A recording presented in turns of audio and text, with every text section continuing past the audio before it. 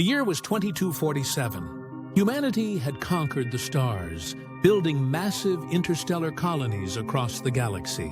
Yet, with all the advancements in science and exploration, an existential crisis loomed. The core of Earth's sun was collapsing exponentially faster than predicted, with only 10 years left before total extinction. Desperate, every government pooled resources into Project Phoenix, a high-stakes mission to uncover a solution buried among the stars. Deep in the void of uncharted space, the starship Erebus sped toward its target. A distant planet named Exalta 3, home to mysterious alien ruins believed to hold powerful technology.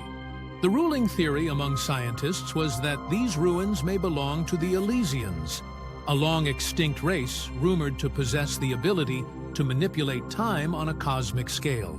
For humanity, it was a glimmer of hope in the face of annihilation. Captain Mara Lorne, a decorated commander known for her unshakable nerve, stood at the bridge of the Erebus. She gazed out the panoramic window as swirling nebulae painted the darkness of space. "How close are we?" she asked. Her first officer, Lieutenant Jonas Creed, replied, "Just a few hours from orbiting Exalta 3, Captain. Scans show faint energy signatures coming from the ruins. It could be what we're looking for." As the ship neared the alien world, unsettling questions lingered in Mara's mind. Why had the Elysians, advanced enough to shape time itself, disappeared? And would their technology be as much a curse as it was a gift? Landing on the planet's surface, the crew of the Erebus was greeted by a hauntingly beautiful landscape, a sea of golden grass that shimmered like liquid under Exalta 3's twin suns. The ruins jutted out of the ground like black monoliths, their surfaces etched with pulsating blue glyphs. Despite the eerie silence, there was no denying the power humming beneath the soil. "Keep your scans running," Mara ordered as they entered the largest structure, a towering pyramid made of obsidian-like material. The air inside was heavy and suffused with an otherworldly warmth. At the pyramid's heart, they found it, an intricately designed sphere floating mid-air, emitting a soft, rhythmic pulse. It looked alive, almost as though it were breathing. Jonas looked at it nervously. "Captain, are we sure this is what we came for? This energy reading is unstable." Before Mara could respond, the sphere emitted a bright flash, and the world twisted around them. The crew was no longer in the pyramid, but standing in what seemed like an endless void. Stars, planets, and galaxies spun around them in vivid brilliance, as if the universe itself was laid bare. And then, a voice echoed. A voice that was not human but felt ancient and vast. "You seek to alter your fate," the voice boomed. The crew was no longer in the pyramid, but standing in what seemed like an endless void. Mara stepped forward, her voice steady. "What happened to the Elysians?" The voice responded, "We tore the fabric of time to save ourselves, only to unleash chaos. Our civilization turned to ash. Will you repeat our mistakes?"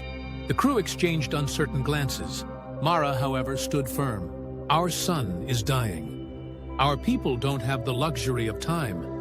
Whatever the risks, we have no choice." The sphere glowed brighter, and with another flash, they were back inside the alien pyramid. But something was different. Mara's mind was filled with knowledge.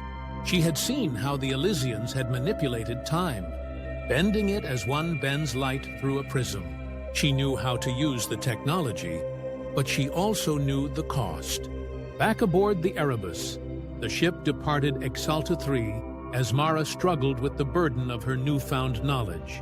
The Elysians' warnings echoed in her mind, but the weight of billions of lives pressed harder. As the Erebus streaked through the blackness toward Earth, Jonas approached Mara on the bridge. "So what's the plan, Captain? Did you figure out how we can save the sun?"